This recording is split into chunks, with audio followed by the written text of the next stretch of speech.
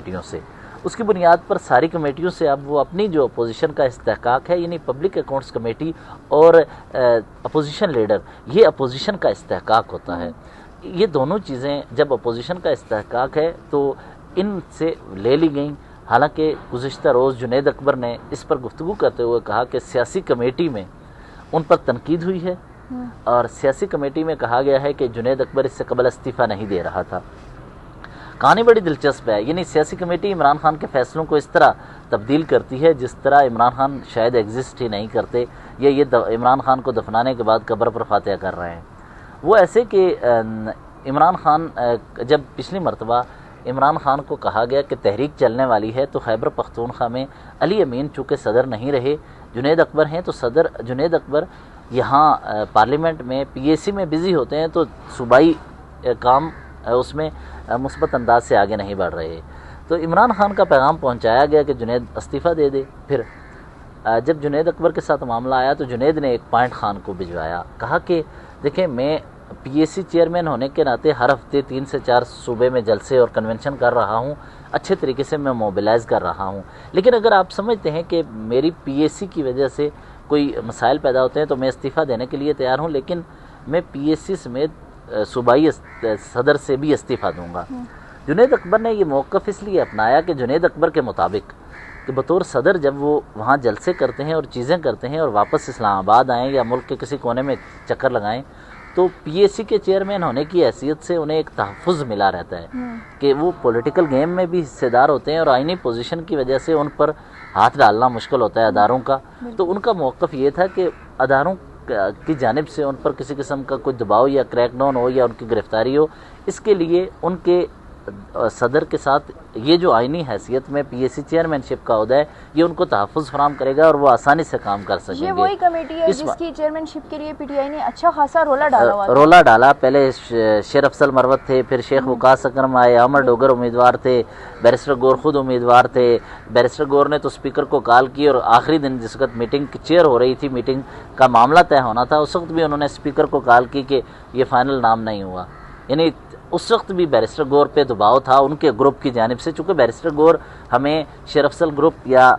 علی امین group کے بندے نظر آتے ہیں، یا ان کے ساتھ ہمیں زیادہ تر ان کے بیانیے کو لے کے چلتے نظر آتے ہیں، تو یہ اس وجہ سے بھی بیرسٹر نے روکا۔ اور یہ چونکہ جنید اکبر، عاطف خان اور یہ لوگ مخالف گروپ کے ہیں، تو ان کو کسی عہدے پہ ہونا ان کے لیے مشکل ہے، اسی لیے ابھی سیاسی کمیٹی کا فیصلہ ہوا نہیں۔ تو فیصل امین گنڈاپور کی جانب سے لیٹر جو ہے ریزگنیشن کا وہ پہلے ہی سے ٹویٹ ہو گیا، اور اس کے ساتھ ہی اسی گروپ کے آصف خان نے بھی ٹویٹ کر دیا کہ میں کمیٹیوں سے استعفیٰ دے رہا ہوں، اور پی ایس سی کا خاص ذکر تھا۔ اب پی ایس سی کی دوڑ میں پارٹی کے اندر سے بہت سارے لوگ شامل ہیں، اور ایک اور دلچسپ بات بتاؤں کہ جس وقت یہ استعفے دے رہے ہیں، 2 استعفے صرف اسپیکر تک پہنچے ہیں، ایک فیصل امین گنڈاپور اور ایک علی اصغر خان، باقی سب نے اسپیکر کو جمع کروانے کے بجائے عامر ڈوگر کو استعفے بھجوائے ہیں کہ عامر ڈوگر آپ اکٹھے ہو کے دے دیجئے گا، اس دوران ممکن ہے کچھ چیزیں بدل جائیں تو استعفے دینے کے امکانات بدل جائیں، یا یہ جو خبر ہے جو میرے سورس کلیم کر رہے ہیں اور میں اس کو آن کرتا ہوں، کیونکہ جب سورس ہمارے جو مستند ہوں، سنجیدہ لوگ ہوں، تو آپ اس خبر کے حوالے سے پھر آپ سٹینڈ بھی لیتے ہیں۔ وہ خبر یہ ہے کہ خان نے بھی یہی بات کی ہوئی ہے کہ جو کمیٹیاں آپ کا حق ہے بطور چیئرمین آپ وہ رکھیں، لیکن حکومتی کمیٹیوں سے استعفیٰ دیں۔ اب اس ابہام کے دوران یہ چیزیں چل رہی ہیں اور لڑائی ہے، کشمکش ہے۔ اور ایک اور خبر آپ کو بتاؤں، خان کے ساتھ ڈسکشن یہ ہوئی، یعنی علی ظفر اور بیرسٹر گور ایک اور کمیشن کے ممبر بھی ہیں، جوڈیشل کمیشن آف پاکستان میں۔ عمران خان کے سامنے کل یہ معاملہ رکھا گیا کہ یہ جوڈیشل